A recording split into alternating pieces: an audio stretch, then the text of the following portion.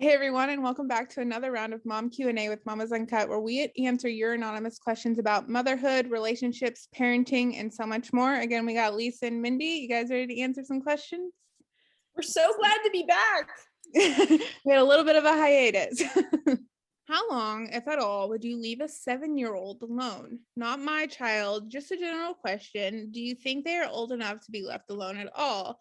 No state law on minimum age. This one's weird for me because I think back to my childhood a lot. Young, although I have a funny story about this that my parents will absolutely kill me for saying out loud. Ooh. But well, we need to hear it then. I was about probably 5, maybe turning 6, and both my parents are working parents. And so my mom would wake up in the morning, and while my dad was still there, and she would run and pick up my great grandmother, bring my grandmother back to the house, and she would be our babysitter for the day. And this was particularly in the summer when I didn't have school. And so my mom slipped her mind. She didn't go pick up my grandma. My dad gets up to get ready for work, and he just assumes my grandma, because my mom would leave for work at like 3 a.m. And so my grandma would come in and just sleep on the couch. Well, my dad didn't hear my grandma wrestling around, but he was like, oh, she's probably just sleeping on the couch like she normally does. Didn't really think much of it. He leaves for work. So I wake up and I'm like just sitting in bed because normally my grandma comes gets me. How old your brother at this point? Like 2 or 3. Yeah. Oh, wow, funny.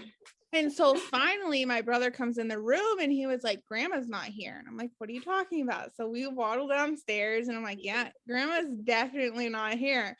So my brother starts freaking out, like, we're all alone. What are we gonna do? Thankfully, I somehow knew how to use the phone book. So I like looked up my aunt's number who lived down the street. And I'm like, hey, my grandma's not here. My aunt's thinking like my grandma's dead on the couch. And so she's like, do not go downstairs. And I was like, I was already downstairs. I'm so sorry. It's like, I'll be right there. So like I start dressing my little brother and like getting us all ready. And so we're like sitting on the top of the steps when my aunt comes walking through the door and she was like, your grandma's really not here. So she calls my grandma and she's like, yeah, nobody picked me up.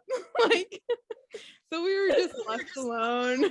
You're so resourceful, Sarah. That's what we've learned from this. From home and she could come get us, but did my parents do that intentionally? No. We were a little too young for that, but I think 7 is a little too young. I think 7 is it feels a little too young. And you know, really, this is all kid dependent. What I'm saying here. I said about my oldest child when she was 4 or 5, I'm like, if I could legally leave her, she would be fine all day long. She can feed herself. She knows what to do in case of an emergency. Like she has a way to contact me. I'm like, I didn't do it.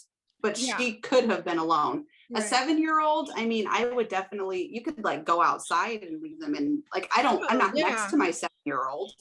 Yeah. Like, well, almost 7-year-old. But I wouldn't leave them alone for any amount of time. Okay, but dude, I walked to school by myself when I was 8 years old.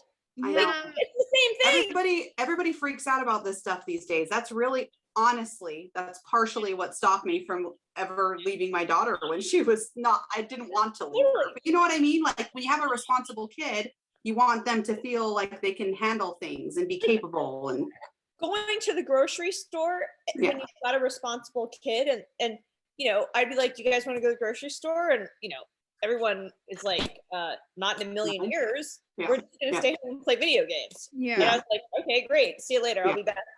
I'll be back in an hour. Yeah. And we did that pretty regularly because, you know, we would leave a phone. Yeah. So if they needed anything.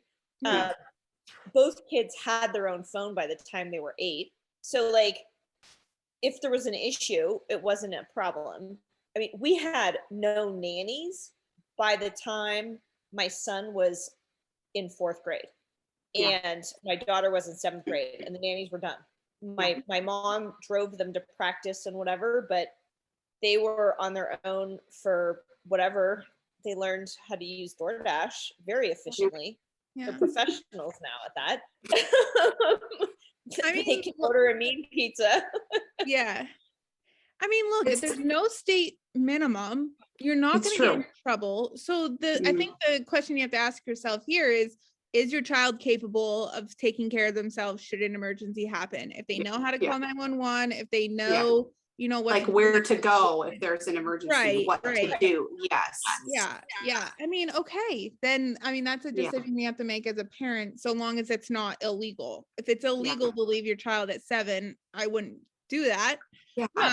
But and we're not talking for all day. Like this is like running to the store, whatever. The thing is, I just think that we are robbing kids of important, like self-esteem, like self-sufficiency building things. Yeah. And I think that it's important to try and build that in a safe way, depending on what your child is like. Yep. Yeah. Because there's certain kids, I would say, no, I don't think I can leave you alone until you're 15.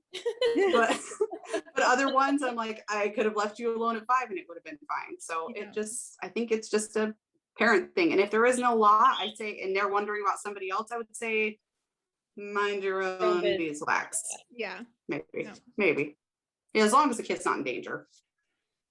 Yeah. Don't forget to send us over your questions so we can answer them here. Bye.